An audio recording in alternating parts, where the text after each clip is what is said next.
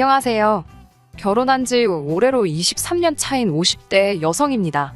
이날 이때까지 어디서 제대로 제 이야기를 해본 적이 없어서 어디서부터 어떻게 시작해야 할지 모르겠지만 두서가 없더라도 들어주시길 바랍니다. 처음엔 친정에 얘기를 하고 털어버릴까, 친구들에게 하고 털어버릴까 생각도 안 한 것은 아니지만 그것도 그때뿐이지 결국엔 제 얼굴에 침 뱉기가 되지 않을까 싶어서 쉽지가 않더라고요. 그래도 다행인 건 남편만큼은 제 편이고 저를 이해해준다는 거예요. 하지만 역시나 살아온 지난날들에 회의감이 든다고 해야 할지 제 마음을 저도 한마디로 딱 정의 내리기 어려울 만큼 복잡하고 어렵다 싶습니다. 남편하고는 오래전 직장 생활을 하다 만났습니다. 남편은 사내에서도 나름대로 인기가 있는 사람이었고 저는 솔직히 예쁜 얼굴은 아니라서 남편처럼 좋다 하는 사람이 있고 그런 것은 아니었어요. 그런데 그렇게 같이 직장을 다닌 지 3년인가 되었을 무렵 남편이 저더러 만나보고 싶다고 하대요. 제 수더분한 성격하고 주변 사람들하고 두루두루 잘 지내는 게 보기가 좋았다면서요. 저는 생각지도 못한 남편의 말에 떨리기도 했고 부담스럽기도 해서 처음엔 남편을 밀어냈는데 그런데 남편이 2번이고 3번이고 다가오는 거예요. 그래서 남편이 저를 정말 좋아하는가 보다 싶어서 결국 사귀기 시작했고 사귄 지 1년도 안 돼서 시댁에 인사가고 그렇게 일사천리로 부부의 영까지 맺게 되었습니다. 남편은 4남매 중 둘째로 위로 형 하나 누나 하나 그리고 아래로 여동생 하나 그렇게 있었어요. 그런데 문제는 시부모님 자체가 재산도 없으시고 노후 준비도 안 되어 있으시다 보니 4남매가 십시일반 돈을 모아 시부모님 생활비를 대고 있었죠. 그렇다 보니 저랑 남편이 결혼할 때도 크게 도움을 주실 형편이 못 되었고요. 저도 이건 처음부터 알고 있었기 때문에 크게 마음을 쓰진 않았습니다. 신혼살림은 제가 살던 자취방에 남편이 자기 옷까지만 들고 와서 시작하게 되었고 차도 제가 처녀적부터 타던 차를 그대로 탔습니다. 시부모님께 받은 거라곤 금으로 된 상가락지가 전부였지만 괜찮았어요. 두 분이 워낙에 저에게 미안해하셨고 고마워하셨거든요. 그래서 그 마음만으로도 충분히 위로가 되었달까요. 친정에서는 남자가 가진 것 없이 장가오는 것보다 여자가 아무것도 없이 시집가는 게 나중에 더 흠잡히기 좋다며 남편 쪽 형편과는 관계없이 돈으로 5천을 해주셨습니다. 지금이야 돈이라는 게 흔해져서 5천이 그렇게 큰 돈 같지 않지만 20여 년 전에는 절대로 적지 않은 돈이었어요. 그리고 그 일로 남편은 저희 부모님께 면목이 없다며 몇 번이나 머리를 숙였고 저희 부모님은 그런 소리 듣자고 준 돈이 아니라며 그저 당신들 딸인 저 마음고생은 시키지 말라고 하시대요. 그리고 실제로 남편 한 사람만 놓고 말하자면 제 마음고생을 시키는 일은 거의 없었어요. 술도 안 하지 담배도 안 피지 다른 여자에는 관심도 없지 오로지 일과 가정밖에 모르는 사람이었습니다. 하지만 그럼에도 불구하고 남편과 제 사이에서 큰 소리가 나는 경우가 종종 있었는데 그건 상황 자체가 시댁과 관련이 되어 있을 때였어요. 특히나 시부모님이 돌아가신 이후로는 일이 더 복잡해졌지요. 처음에 아버님이 돌아가셨을 때였습니다. 아버님은 매년 의례껏 하시던 건강검진에서 생각지도 못한 간암 판정을 받으시고 이후로 병세가 급격히 악화되어 6개월 만에 돌아가셨거든요. 그런데 그 6개월 동안 솔직히 자식이 많다고 해서 좋은 것도 아니라는 걸 제가 제 눈으로 똑똑히 보고 뼈저리게 깨달았습니다. 아들, 딸의 사위 며느리까지 하면 8이나 되었는데 누구 하나 선뜻 아버님을 모시고 병원에 가겠다 하는 사람이 없었으니까요. 그리고 부끄러운 이야기지만 저희 남편도 마찬가지였습니다. 물론 제 남편인 만큼 대변을 해보자면 그 시기에 남편이 다니던 회사가 상황이 좋지가 못했어요. 당사자의 의사와는 관계없이 회사에서 대규모 구조조정이 단행되기도 했고요. 저는 진작에 애들 육아로 인해 회사를 관두고 전업주부를 하고 있던 상황이었으니 한마디로 저희 애들까지 해서 3사람이 남편 하나만 바라보고 있던 상황이었지요. 그래서 남편은 휴가니 뭐니 그런 것들로 괜히 눈에 띄고 싶지 않다고 했고 그리고 저는 남편이 벌어다주는 돈으로 생활을 꾸리는 사람으로서 그런 남편에게 자식이 돼서는 어떻게 그럴 수 있니 엄니를 따지며 한마디로 자식된 도리를 하라는 그런 잣대를 들이댈 입장이 못 되었달까요. 그리고 사정이 그렇다 보니 남편의 형, 그러니까 아주버님네도 이해가 안 가는 것은 아니었습니다. 일단 아주버님네 경우 형님이 애를 데리고 해외에서 지내고 있었고 아주버님은 기러기 아빠였는데 기러기 아빠한테 솔직히 뭘 제가 기대했겠어요? 그렇다고 하나 있는 아들 공부 좀 시켜보겠다고 나간 형님더러 제가 뭐라고 들어와라 마라 할 상황도 못 되었고요. 그리고 그런 의미로 시동생에게도 기대치가 없었습니다. 시동생도 저희 남편처럼 외벌이의 직장 생활을 하고 있었으니 본인은 바빠서 못한대지. 그러면 시동생 대신 동서라도 좀 도와주면 겠는데 동서는 뭐 가타부타 말이었고 그리고 동서한테 뭐라고 해도 시동생이 해야 하는 거지. 제가 나설 자리는 아니잖아요. 그래서 말을 못했죠. 그리고 솔직히 신우는 남편보다 2살이 많았는데 당시 저희 첫째랑 비슷한 나이대에 아들을 키우고 있었어요. 그리고 하는 말이 애는 엄마가 키워야 하지 않겠냐면서 자기는 애를 키워야 돼서 병간호는 못한다고 하는 거예요. 솔직히 그 이야기를 들었을 땐 한마디로 황당 그 자체였습니다. 제 손으로 자식 키우는 거야 당연한 거고 틀린 말은 아니었지만 아무리 그래도 그렇다고 부모를 나몰라라 하나 싶은 게 참으로 황당했달까요? 하지만 제가 신우랑 시시비비를 따질 것도 아니고 해서 그래. 그냥 내가 한다. 내가 하자. 그렇게 됐던 겁니다. 제가 유별나게 착해서도 아니고 희생정신이 강해서도 아니었네요. 말 그대로 아버님이 그래도 저를 애틋해 하셨고 저희 애들도 예뻐해 주셨고 그리고 그걸 떠나서라도 인간 대 인간으로 자식들이 나몰라라 하는 상황을 아시게 될까봐 그게 마음이 쓰였거든요. 그래서 그냥 제 스스로 후회 남지 않을 만큼만 하자는 생각으로 아버님을 챙겨드렸습니다. 하지만 제 정성이 부족했던 건지 결국 반년 만에 돌아가시대요. 그런데 아버님 돌아가신 이후에도 남편을 제외하고는 저한테 말이라도 고생했다 수고했다 하는 사람이 없었습니다. 그저 그 와중에 자기 앞으로 콩고물이라도 떨어질까 그 생각만 하는 눈치들이었어요. 뿐만 아니라 정작 어머님이 제사 이야기를 꺼내자 또 다시 약속이라도 한 듯이 조용해지는 걸 보고 있자니 정말 질리대요. 그래서 제가 하겠다 했습니다. 그거 매달 지내는 것도 아니고 1년에 몇 번이나 되나 싶어서 덕 쌓는다 생각하고 제가 하겠다 했어요. 다시 한번 말하지만 제가 유별나게 착해서도 아니고 저도 나름대로 바라는 게 있어서 한 거예요. 아버님이 어디선가 저희 가족을 지켜주시겠지 하는 그런 걸 바랬달까요. 그리고 그렇게 흐른 세월이 자그만치 10년이 훌쩍 넘었습니다. 그 긴 세월 동안 저희 가족뿐만 아니라 제 친정에도 그리고 시댁 식구들에게도 이런저런 크고 작은 일들이 있었죠. 그런데 이렇게 표현하자면 좀 그렇지만 친정은 나날이 사정이 나아진 반면 시댁은 그렇지가 못했어요. 일단 친정의 경우 친정어머니가 언젠가 재개발 승인만 나면 대박이 날 거라며 꼭 쥐고 계시던 아파트가 있었는데 그게 정말 재개발 승인이 나면서 순식간에 집값이 2배도 넘게 올랐거든요. 그리고 그런 과정에서 여윳돈이 생기신 친정어머니가 애들 대학학비에 보태라고 목돈을 저에게 쥐어주셨지요. 뿐만 아니라 저희를 데리고 유럽이며 어디며 해외여행도 가주셨네요.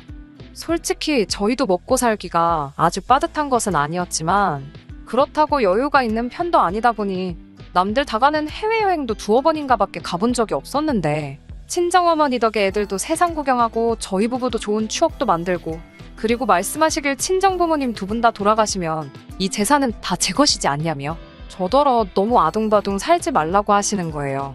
저 정말 맹세컨대 그 재산이 제 것이라 생각한 적 없습니다만 그래도 그 말씀이 힘이 되는 건 사실이었어요. 그런데 반면에 시댁은 아버님이 돌아가신 이후로 어쨌든 사남매의 사이가 그렇게 좋지는 않았던 게 사실이에요. 일단은 앞서 말씀드린 대로 재산 문제로 서로 할 말 못할 말이 오고 가버렸으니까요. 그러다 몇 년 후에는 어머님이 교통사고를 당하셨는데 그때도 누구 하나 나서는 사람이 없었습니다. 심지어 그때는 아버님 때와는 달리 손자 손녀들도 제법 어른 티를 내던 때였는데 말이죠. 그래서 결국 또 제가 하게 되었습니다.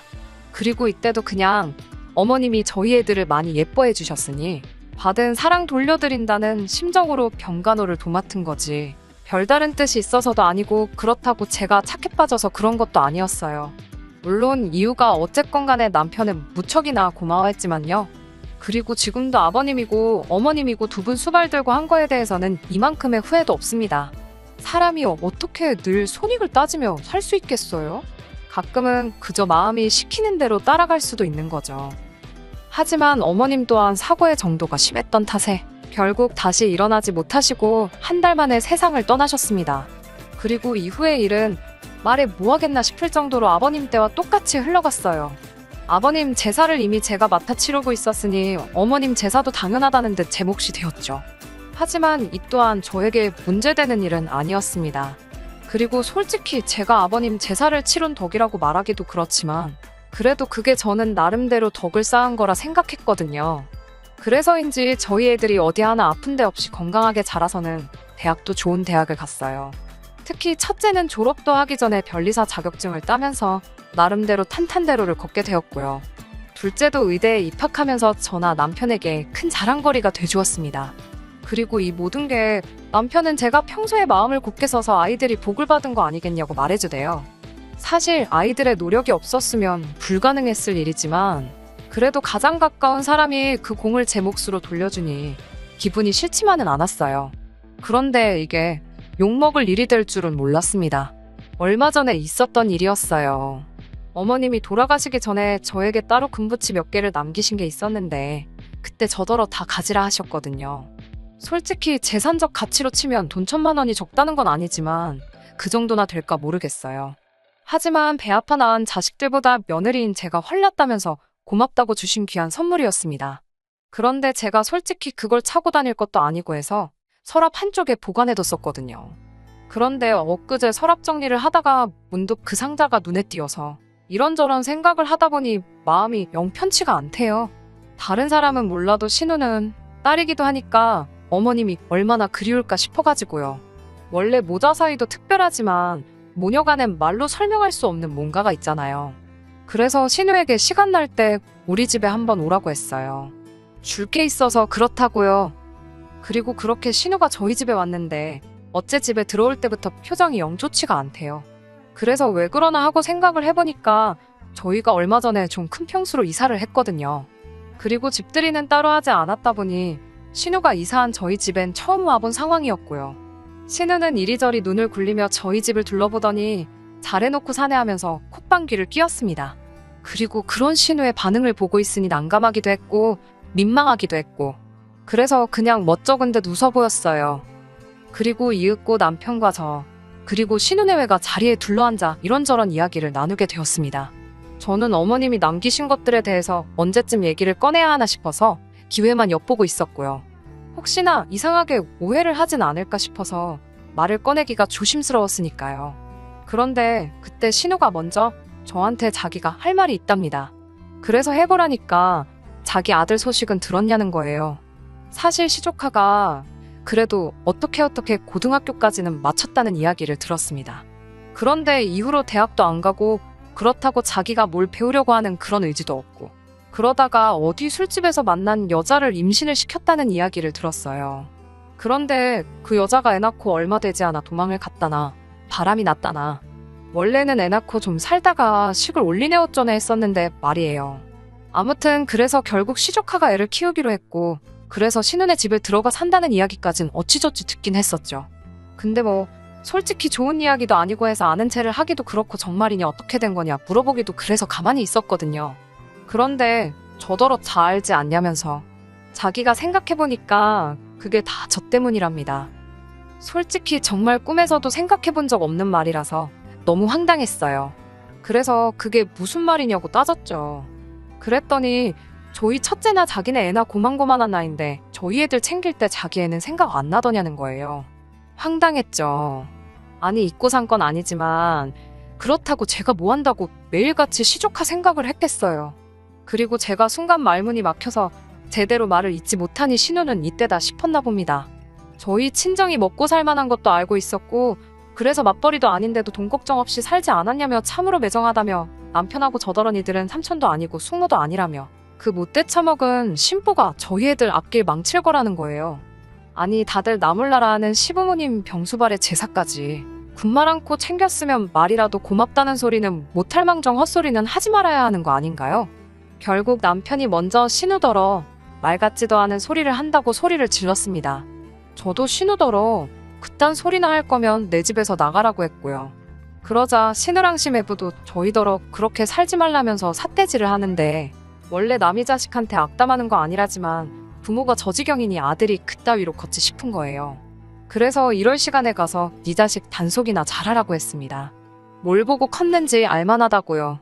그랬더니 신우가 자기 쓰러질 것 같다며 아주 혼절하는 신용을 내는데 가짜나서 원. 그리고 이웃에서 신고를 한 건지 얼마 후에 경찰이 왔습니다. 제가 전후 상황 설명을 하니까 일단은 어쨌든 제 집이니 신우랑 시매부더러 나가야 된다며 끌고 나가대요. 그리고는 뭐 그렇게 그쪽이랑은 완전히 끝장을 본 거죠. 솔직히 지금도 이렇게 쓰면서 어이가 없어요. 남한테 피해 끼치지 않으려고 늘 조심하며 지냈고 손해를 조금 보는 일이 있더라도 착하게 살면 복이 온다는 그 말 하나는 정말 믿었는데 이렇게 모욕적인 일을 겪게 되다니 참으로 씁쓸합니다. 남편은 그날 이후로 저에게 미안해서 고개를 못 들겠다며 속상해하는데 그런 주눅든 남편의 모습도 참으로 보기가 괴로워요. 제가 정말 시조카 앞날을 망친 걸까요? 아니 살다 자기 자식 잘못됐다고 외삼촌 외숙모를 탓하는 사람들은 처음 봅니다. 전에는 망나니 같은 시조카 때문에 신우가 고생이다 싶었는데 이제는 저런 부모 밑에서 자라서 망나니가 됐구나 싶어서 시조카가 불쌍하네요. 끝까지 들어주셔서 감사합니다. 오늘의 사연은 여기까지입니다. 구독과 좋아요, 알람 설정 부탁드리고 더 좋은 사연으로 다시 찾아뵙겠습니다. 감사합니다. 신바람 사연 아파트 오늘의 사연 시작하겠습니다. 현재 서울에 거주 중인 34살 여자입니다. 결혼한 지는 올해 3년 차예요. 원래 제 성격이 무슨 일이건 간에 제 이야기를 여기저기 다 이야기하고 다니는 성격은 아닌데 이번만큼은 꼭 이야기해야겠다 싶어 이렇게 사연까지 적어 보내게 되었습니다. 여기 올라오는 사연들 보면 언제나 문제는 시댁에서부터 시작을 하잖아요. 저 역시도 마찬가지였습니다. 처음에는 시부모님이 너무 쿨한 성격이라 생각할 정도였고 10월 드는 저와는 거리가 먼 이야기라 생각했어요. 결혼 후에 시댁에 찾아뵐 일이 생기면 오히려 저희가 오는 걸 너무나도 귀찮아 하셨거든요.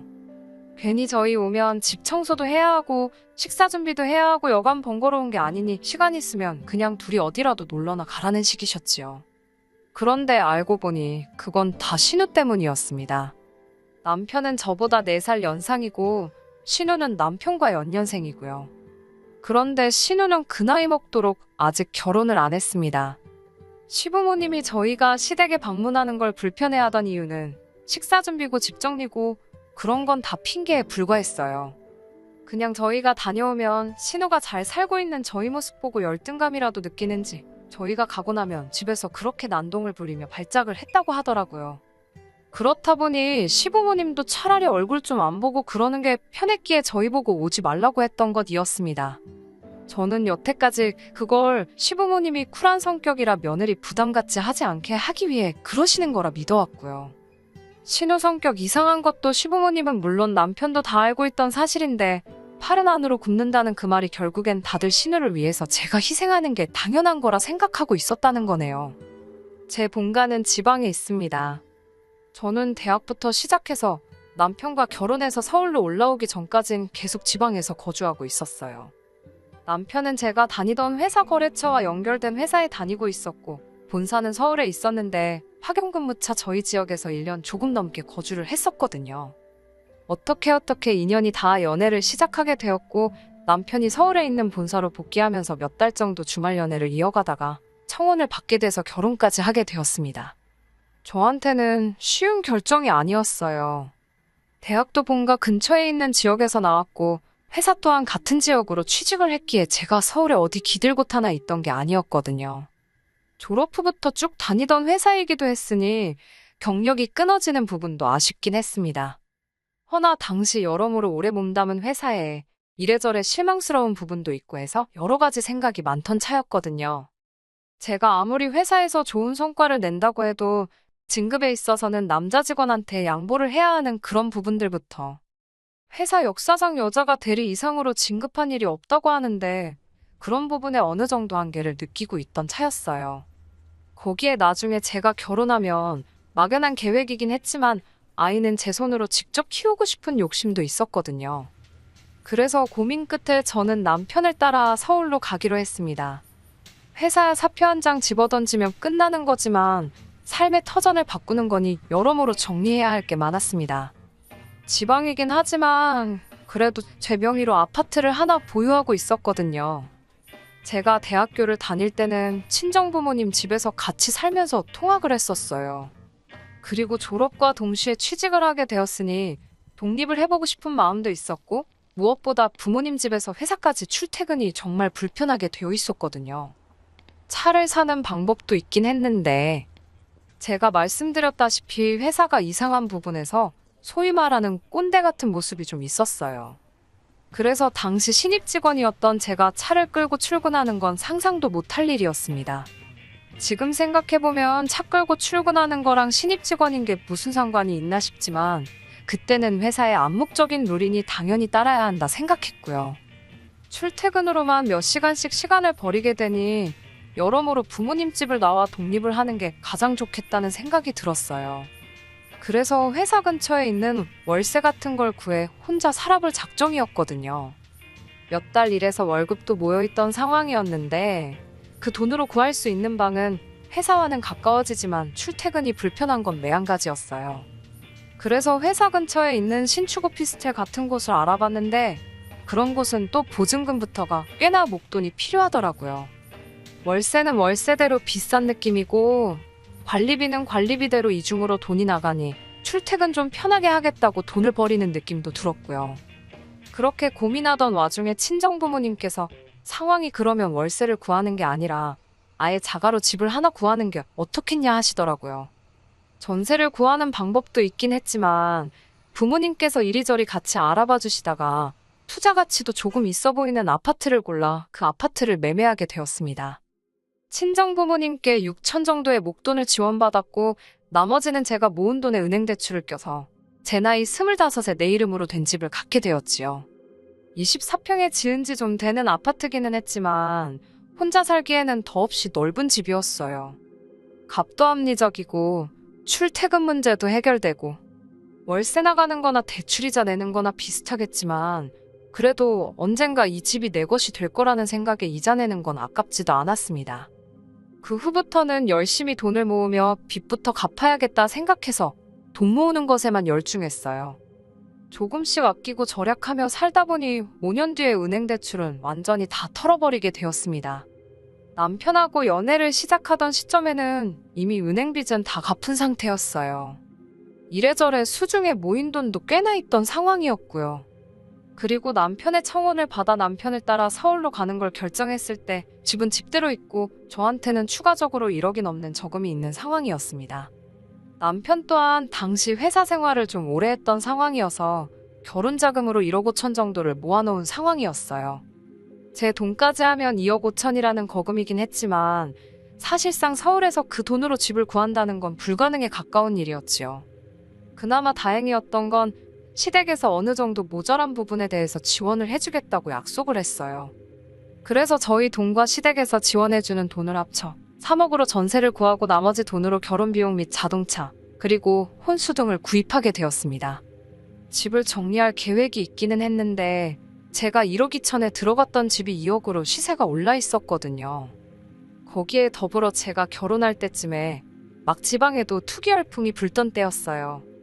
돈 좀 있다는 사람들이 보따리로 돈을 들고 와서 아파트를 몇 개를 사가지고 갔다. 이 지역에 대규모로 재개발 단지가 들어온다 뜬구름 잡는 소문이지만 여러 가지 호재들이 많은 상황이었지요. 집을 정리해볼까 해서 찾아간 부동산에서 부동산 아저씨가 하는 말이 일단 쥐고만 있어도 4억 5억까지는 오르지 않겠냐고 일단 들고 있으라는 식으로 귀뜸도 해줄 정도였어요. 그래서 남편과는 상의 끝에 그 집은 정리하지 않고 일단 그대로 두고 있기로 했습니다. 원래는 제 집을 전세를 주거나 할 계획이었어요. 그 돈을 보태서 저는 신혼집을 전세가 아니라 자가로 들어가고 싶었거든요. 그런데 남편이 조금 부담스러워하기도 했어요. 아무래도 시댁에서 지원해주는 돈이랑 자기가 모아놓은 돈도 적은 금액이 아닌데 제 걸 다 합치면 여전히 제가 더 많은 돈을 가져오는 거나 마찬가지였으니까요. 그러던 와중에 친정부모님 집에 가니 집도 엄청 낡았고 오래돼서 불편해하시는 게 눈에 보였어요. 아파트 한 번도 살아보신 적도 없었기도 하고요. 거기에 따지고 보니 친정부모님이 돈을 안 도와주셨다면 저도 자가로 집을 소유하는 게 아니라 그냥 월세살이 하면서 살고 있었을 거 아니에요. 은행 대출이야 빌린 돈이니까 다 갚았지 부모님이 해주신 돈은 당연히 내 돈이라고 생각해서 갚지도 않고 입싹 닫고 있던 상황이었고요. 그 당시 6천이면 집값도 올랐지만 물가도 같이 따라 올랐잖아요. 그러니 물가 같은 것도 감안한다면 못해도 1억은 해드려야겠다 생각했어요. 그래서 어차피 다른 사람한테 전세를 줄 바에 부모님께 그 집에서 한동안 살고 계시라고 했어요. 집값이 2배 이상 오른다는 호재도 있고 일단 집은 주고 있을 텐데 다른 건 몰라도 제가 당장 부모님께 해드릴 수 있는 게 그것 말고는 없더라고요. 이러나 저러나 당장 제가 모은 돈은 신혼집 구하는데 다 들어가야 했으니 말이지요. 남편도 이 생각엔 찬성했어요. 어차피 다른 사람한테 전세를 줘봐야 남편은 그 돈이 부담스럽다고 할 테니 그냥 쥐고만 있을 돈이기도 했고, 나중에 집값이 오르게 된다면 그 돈으로 부모님께 돈도 갚고 저희도 더 넓은 집으로 이사가거나 할 때 보탤 수 있으니 좋은 생각이라고 하더라고요. 들으셨다시피 트러블 하나 없는 결혼 준비라 저한테 이런 일이 일어날 줄은 상상도 못했지요. 결혼 준비하면서 헤어지는 사람들도 많다는데 저희는 모든 게 물 흐르듯 좋게 좋게 잘 넘어갔으니 말이지요.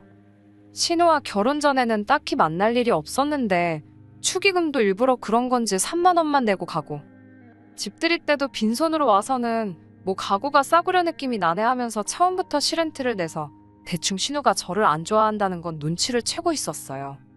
제가 뭐 잘못한 게 있는 것도 아닌데 왜 저러나 싶었는데 말씀드렸던 대로 자기 결혼 못한 히스테리를 부리고 다녔던 거였어요. 그런데 유독 저한테 살살 맞게 구는 게 뭐 제가 모르는 게 더 있나 싶어서 남편을 추궁해 물어보니 그 이유라고 할 것도 엄청 보잘것없는 이유더라고요. 신우가 속이 그렇게 좁은 사람이란 걸 알고 더 놀라웠지요. 신우가 저보다 3살이 더 많은데 저한테 새언니라고 부르는 게 싫어서 저러는 거라더군요. 남편이 어찌어찌 해명이라고 하는 게 신우가 어려서부터 리더십이 있고 어디 모임 같은 거 있으면 다 주도해서 처리하고 감투도 쓰고 그렇게 항상 이끄는 역할을 해왔다대요. 감투 쓰고 다녔던 거랑 저한테 높임말 쓰는 게 무슨 상관이 있나 싶었는데, 말인즉슨 신우 주변에 신우를 따르는 후배들이 많이 있는데 제가 그 후배들보다도 어리다는 거예요. 그런 저한테 높임말을 쓰는 모습이 상상이 가질 않는다니 어쩌니 해서 싫다는 겁니다. 그렇다고 제가 신우한테 내가 손윗 사람이니까 받들어 모셔라 강요한 것도 아니고 신우한테 반말을 찍찍하고 그랬던 것도 아니에요.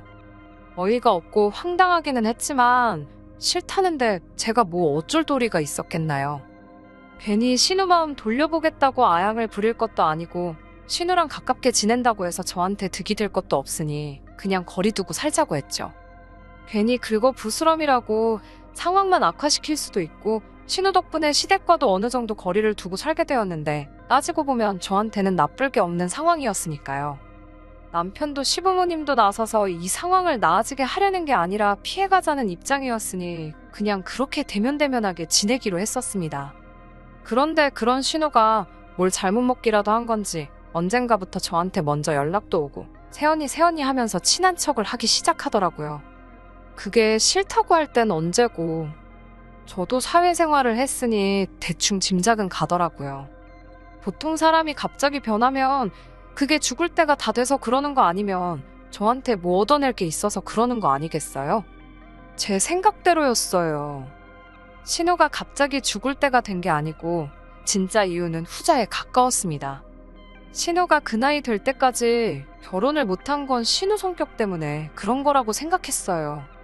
이상한 데서 자존심 세우고 자기 자신을 너무 고평가하는 그 인성이 문제였겠지요. 그런데 집신도 짝이 있다더니 그런 신우도 결혼을 전제로 만나는 사람이 생겼어요. 그리고 두 사람이 이야기가 잘 돼가고 있는 건지 결혼 이야기가 두 사람 사이에서 오가고 있다더라고요. 하지만 그때까지도 신우가 저한테 잘 보일 이유가 하나도 없다고 생각했거든요. 제 딴에는 신우가 결혼도 가까워졌으니 남자 쪽에 가정적인 여자임을 보여주고 싶어서 가족들과 잘 지내는 모습을 보여주고 싶어서 저러나 아니면 축의금으로 한돈 200만 원 정도 달라고 하려나 그 정도로만 생각을 하고 있었는데 제 예상을 아늑히 초월하는 부탁을 해오더군요. 신우가 계속해서 한 번 만나자고 자리를 만들려고 할 때부터 촉이 안 좋았어요. 아마도 신우가 저한테 뭔가 부탁을 한다면 그날 그 자리가 바로 그 부탁을 해오는 자리가 될 거라 생각했거든요. 신우가 정신을 차렸구나 생각하고 최대한 그런 쪽이 아니라고 생각하려고 했지만 역시나 안 좋은 예감은 틀리는 법이 없었네요. 집들이 때도 안 사온 휴지 선물 세트를 사들고 와서는 가족 좋은 게 별거 있겠냐며 너스레를 떨더라고요. 괜히 시간 끌지 말고 본론만 빠르게 말해줬으면 하는데 언제부터 저희가 그렇게 친하게 지냈다고 온갖 아는 척, 추억이 넘쳐나는 척을 하면서 온갖 아양을 다 떨더라고요.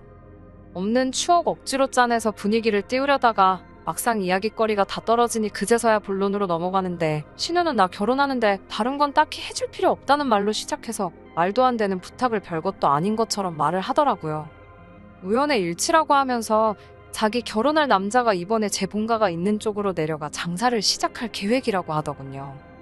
그리고 제 명의로 그쪽에 아파트를 가지고 있다는 사실을 들었다면서 다른 건 아니고 그 집을 자기들이 사주겠다고 하더라고요. 인심 쓰듯이 사주겠다는 말이 어이가 없었습니다. 제가 그 집을 팔려고 내놓은 적도 없고 그 집에 다른 사람도 아니고 친정부모님이 살고 계시는데, 제가 미쳤다고 그 집을 친정부모님 이사시키고 신우한테 팔겠어요? 신우가 저한테 그동안 잘했고 못했고를 떠나서 얼토당토 않는 이야기였어요. 그래서 그 집에 부모님이 살고 계셔서 안 된다고 거절의 의사를 확실하게 말하려고 했습니다. 투자 가치가 있고 그런 이야기는 설명도 할 생각 없었고 그냥 안 된다고 말할 작정이었어요. 안 된다는 말을 꺼내려는데 신우는 이미 저한테 집을 사기로 한 것 마냥 제 말을 끊고는 더 어이없는 말을 하더군요. 결혼 후 몇 년 시간이 지나 시세도 이제 3억 초중반을 왔다 갔다 하고 있는 아파트를 대뜸 자기한테 1억 5천에 넘기라는 거예요. 세상에 애놀이를 해도 집값을 반 이상 깎아서 팔려고 하는 건 세상 어느 나라 개념인가 싶었습니다. 신우한테 그건 또 무슨 말도 안 되는 소리냐며 집을 팔 생각은 추호도 없었는데 1억 5천에 사겠다는 말을 들으니 더더욱이 팔 생각이 없다고 신우한테 집 이야기는 그만하라고 했어요. 시세에 곡절을 준다고 해도 팔 생각이 없으니 더는 물어볼 필요도 없다고요. 거절을 당하니 신우가 본 모습을 보이며 아주 입에 개거품을 물기 시작했습니다. 자기가 이렇게까지 숙이고 나왔는데 어떻게 고민도 안 해볼 수가 있냐고요. 신우한테 입장 바꿔서 한번 생각해보라고 했어요. 그냥 금매에 내놓아도 3억은 되는 집이고 친정부모님이 살고 계시는 집인데 신우라면 그 집을 반도 안 되는 값에 저한테 팔 수 있냐고요. 신우는 입에 개거품을 문 상태로 입장 바꿔서 생각해보라는 말 한번 잘 꺼냈다며 저보고도 자기 입장도 바꿔서 한번 생각해보라고 하더군요. 지 오빠가 결혼할 때 집에 있는 돈 다 가져가서 지금 이 사단이 난 거 아니겠냐는 거죠. 중소기업을 다니고 있긴 하지만 신우도 못해도 회사 생활 경력이 10년은 더 넘었을 텐데 모아놓은 돈 하나도 없다는 것도 이해가 가지 않았어요. 부모님이 도와주신 부분이고 집값이 오른 건 얻어 걸린 것도 있긴 하지만 저도 결혼할 때 1억 가지고 왔잖아요. 결혼할 때 시댁에서 지원해준 돈도 그래요. 그 돈이 결국 저희 신혼집 구하는 데 쓰이긴 했지만 시부모님이 그 돈을 저한테 주신 것도 아니잖아요. 그런데 그 돈을 들먹이면서 제가 그 돈을 받았으니 그 돈만큼 제 명의 아파트를 깎아서 자기한테 넘기라는 게 어느 나라 계산 방식인지 싶었습니다. 그런데 계속해서 신우는 저보고 그렇게 욕심부리면 말년이 험할 거라고 하면서 악담을 쏟아내더니 어디 한번 두고 보자는 식으로 으름장을 놓고 돌아갔어요. 자기 안 보고 살아도 좋냐는 식으로 말을 하고 갔는데 여태까지도 안 보고 산 거나 마찬가지인데 그 말이 통할 거라 생각한 건지 끝까지 어이없는 신우였습니다.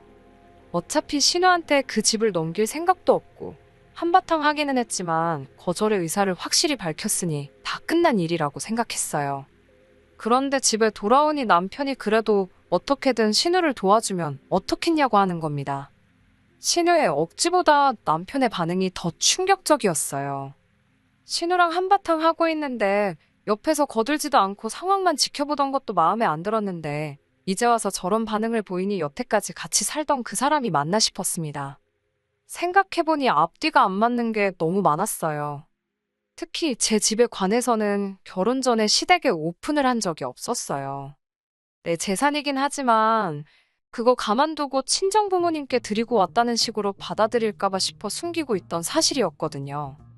그런데 시부모님도 아니고 신우가 그 집에 대해서 알고 있다니 남편을 추궁하니 자기가 말했다 하더군요. 이번 기회 아니면 신우 시집은 다 간 거 아니겠냐.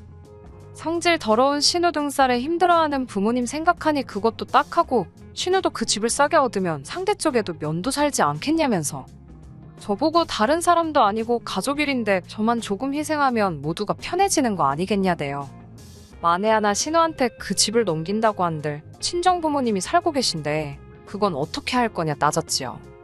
그러니 남편이 두 분이야 원래 오래된 집에서 잘 살고 계시지 않았느냐 하면서 적당한 월세 구해드리면 되지 않냐더라고요. 그 말이 끝나기가 무섭게 저도 모르게 남편 뺨싸다기를 한 대에 올려붙여버렸어요.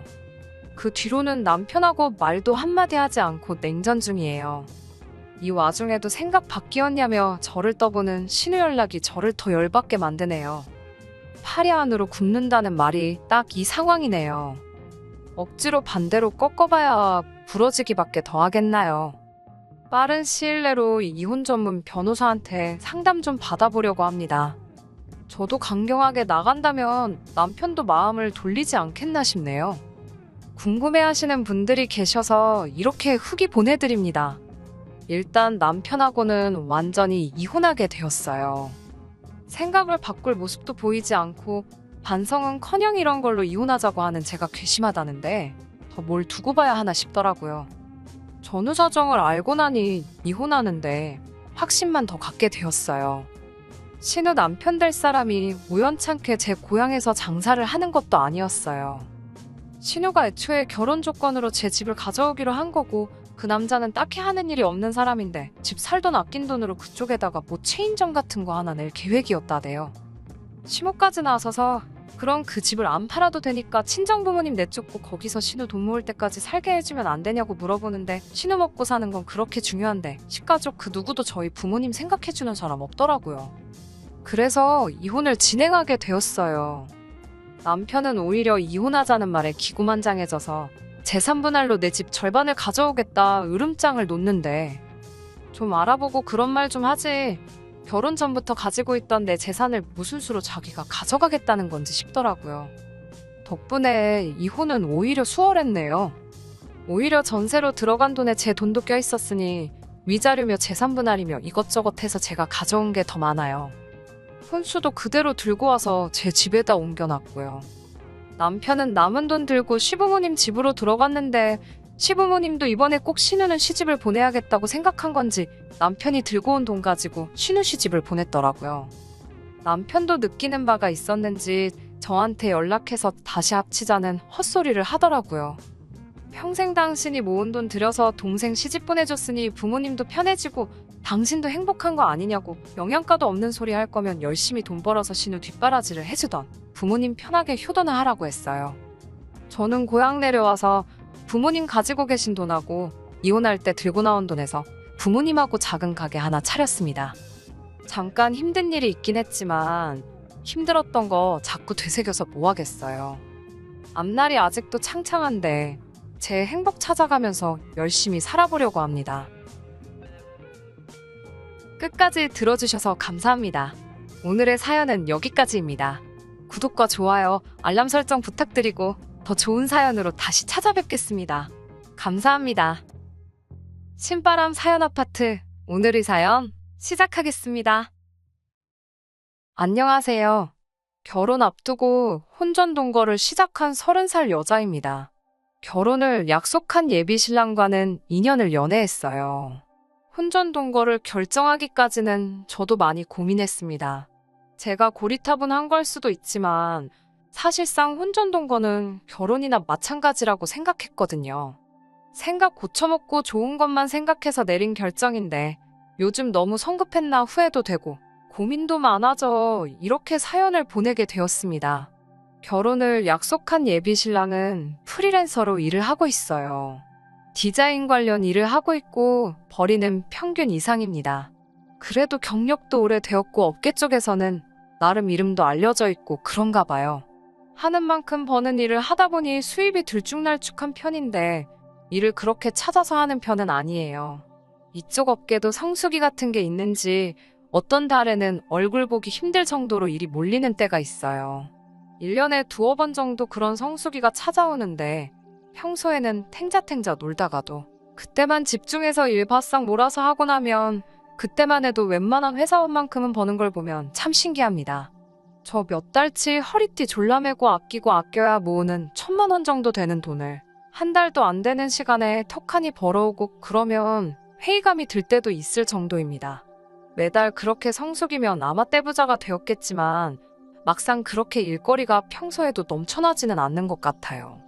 거기에 그때 바짝 벌면 밤을라도 새서 피부도 푸석푸석해지고 그러니 건강도 안 좋아지는 것 같고 그런 걸 보면 직업이라는 게 각자 장단점이 있는 게 아니겠나 싶을 때도 있었어요.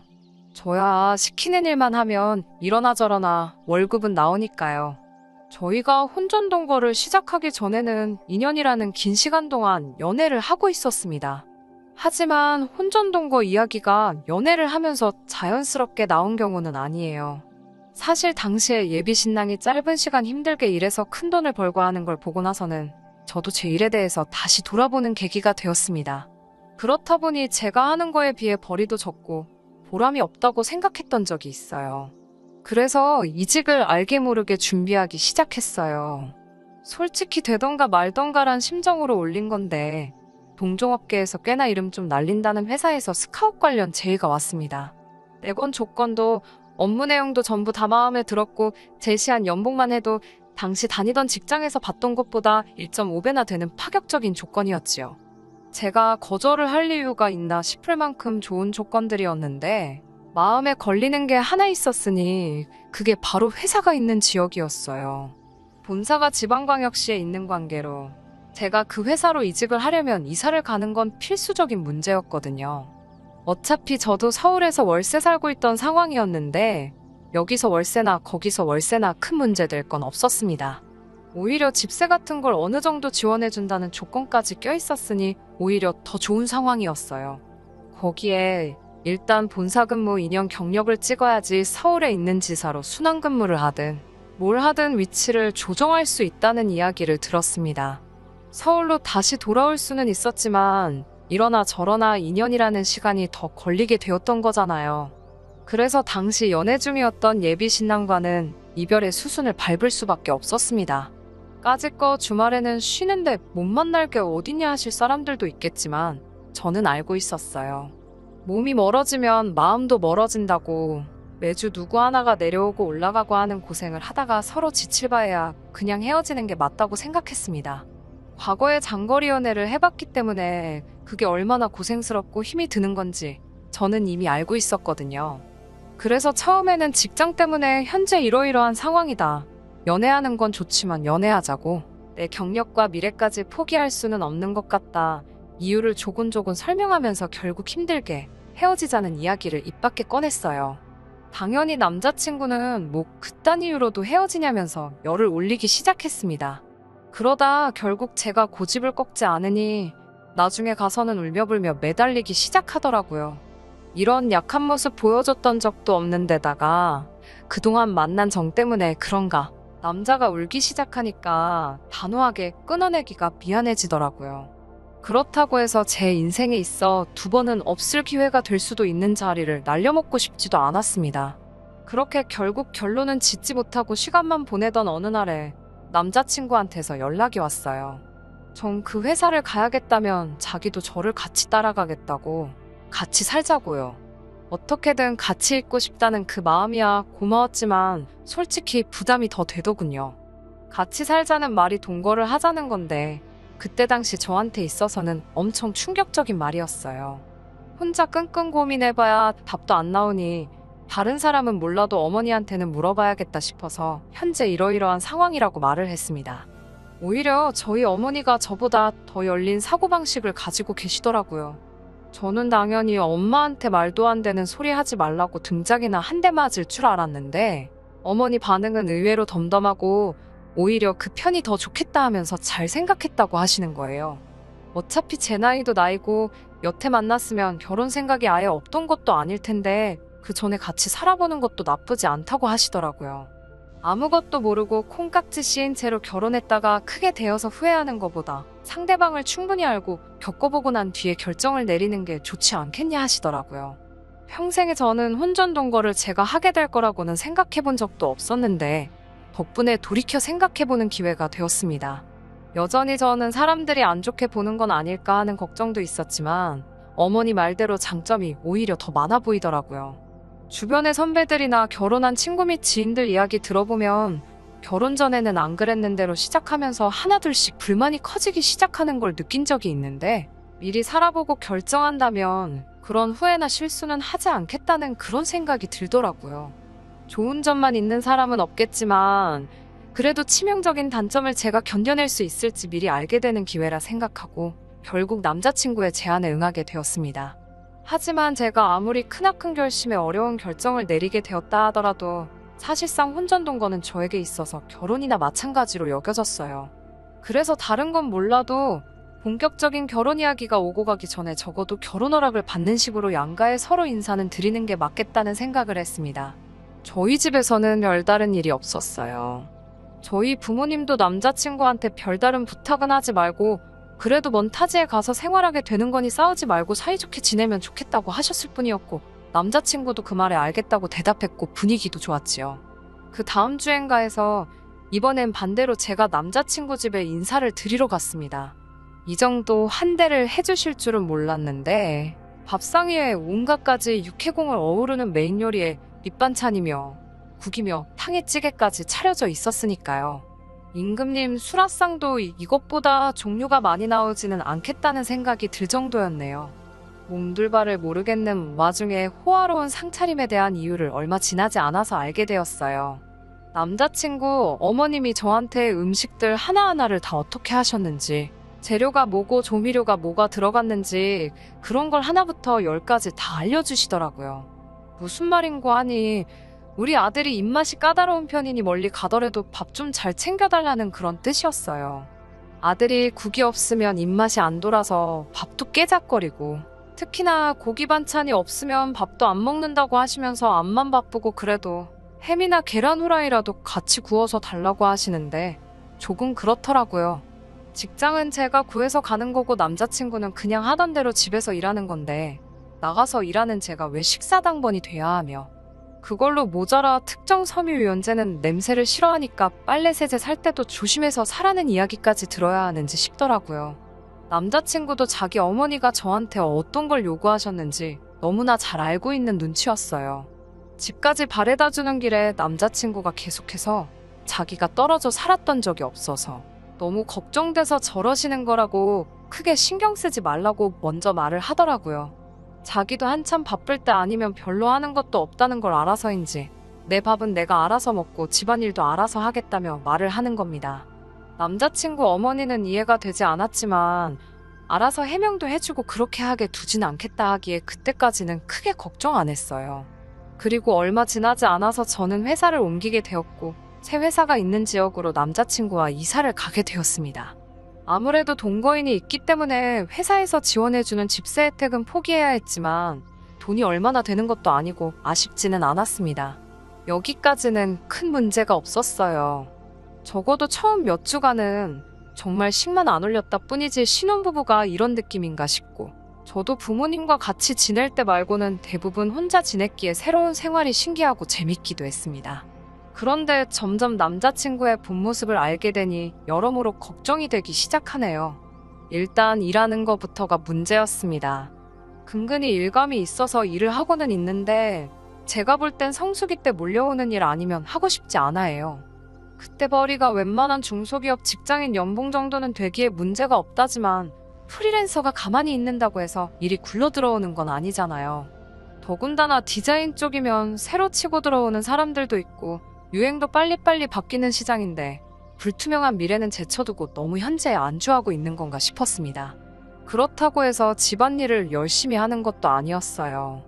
퇴근하고 집에 들어오면 언제부터 잔 건지 그냥 잠만 자고 있는 일이 허다하고 밥도 알아서 챙겨 먹는다더니 거르는 건 기본이고 정 배고프면 배달 음식 시켜 먹고 그렇더라고요.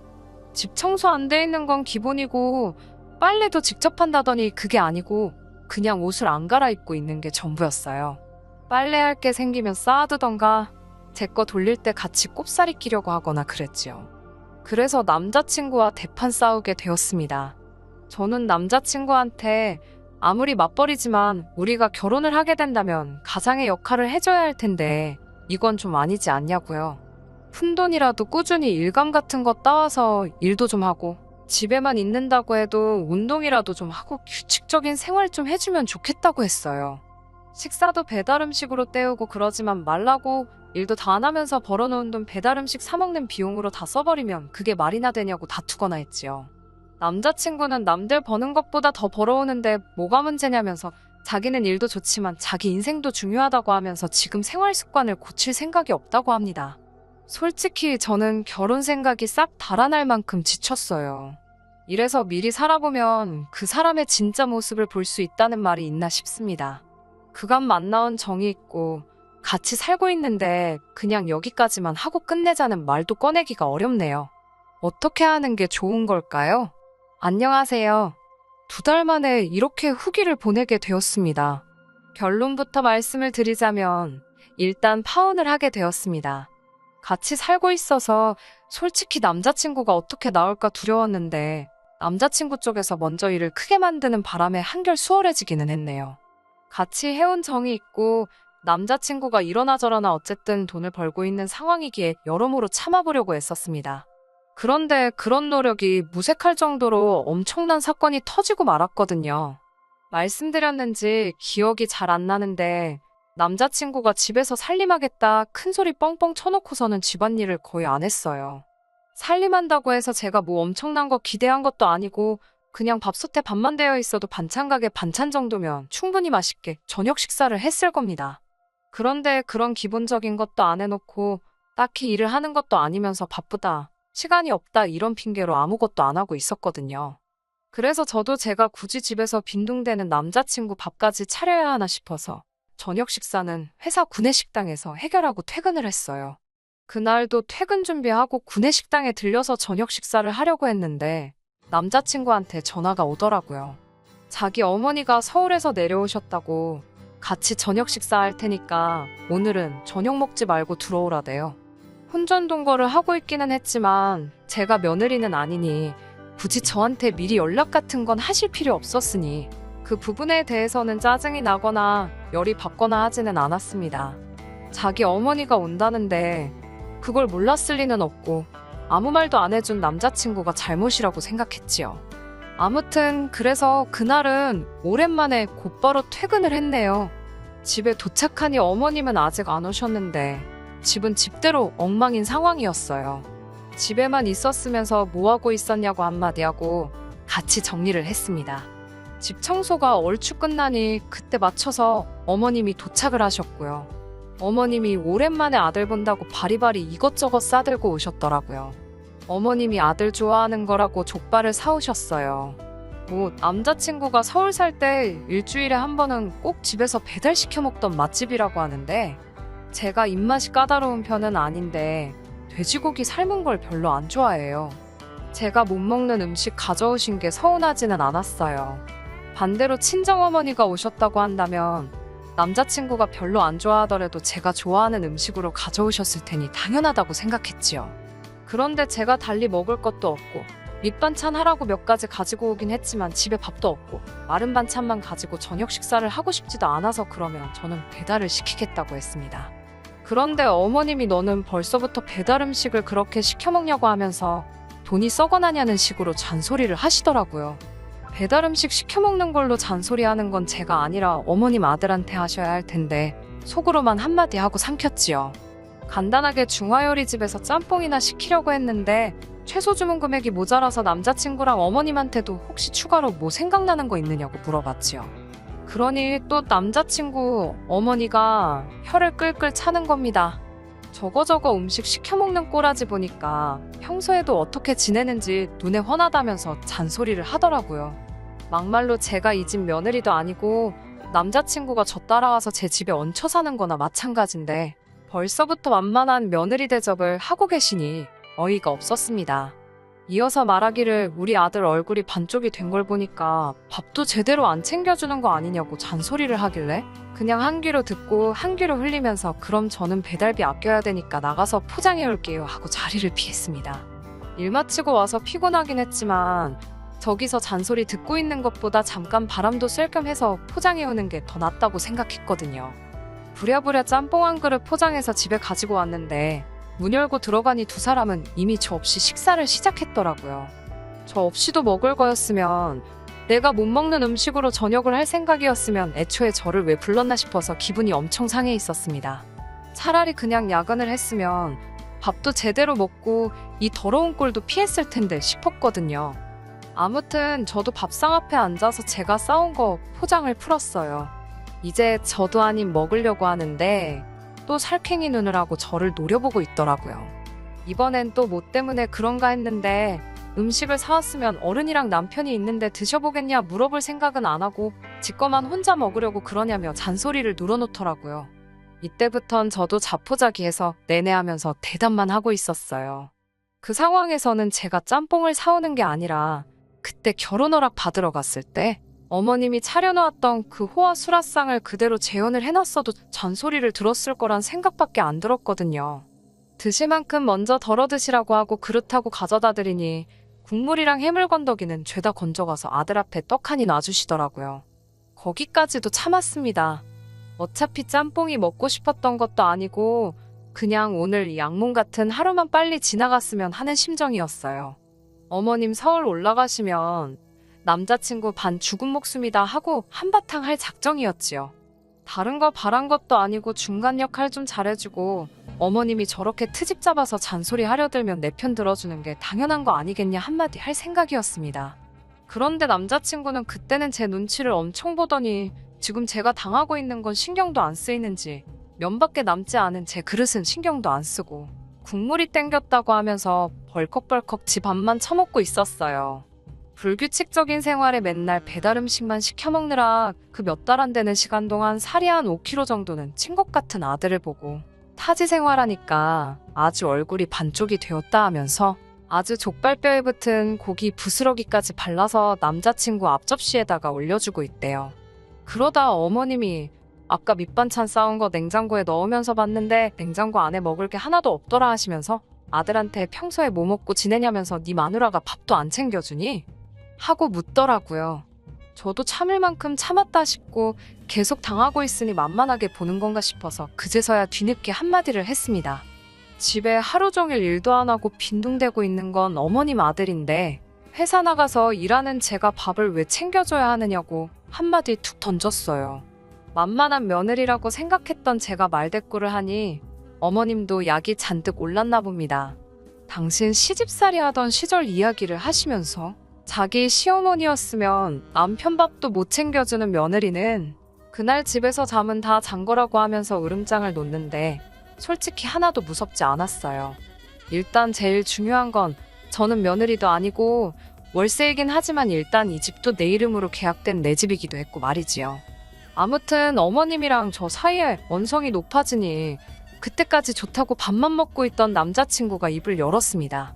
그래도 지금 아쉬울 사람이 누군지 알고는 있었는지 제 편을 들더라고요. 자기가 밥 다 알아서 챙겨 먹고 그런다고 걱정할 필요 없다고 하면서 집에서 밥도 잘 챙겨 먹고 있다고 하더라고요. 그러더니 냉동실에 제품으로 팔고 있는 냉동볶음밥 봉지를 꺼내면서 이거 전자레인지에 돌려 먹으면 금방이라고 맛도 직접 해먹는 것보다 훨씬 맛있다고 말을 하더라고요. 그런데 솔직히 그게 싸움을 말리려던 모습으로 보인다기보다 정말 너무 한심해 보였습니다. 어머님도 어리 빠져서 냉동 제품 들고 자랑처럼 말하는 아들을 넋놓고 쳐다보다가 오늘 점심도 이거 먹었다는 남자친구의 말이 끝나기가 무섭게 제 눈앞에 불이 번쩍하더라고요. 이 아줌마가 아들 냉동 제품으로 끼니를 때우고 있다는 말에 들고 있던 족발을 가지고 제 머리를 내려친 거예요.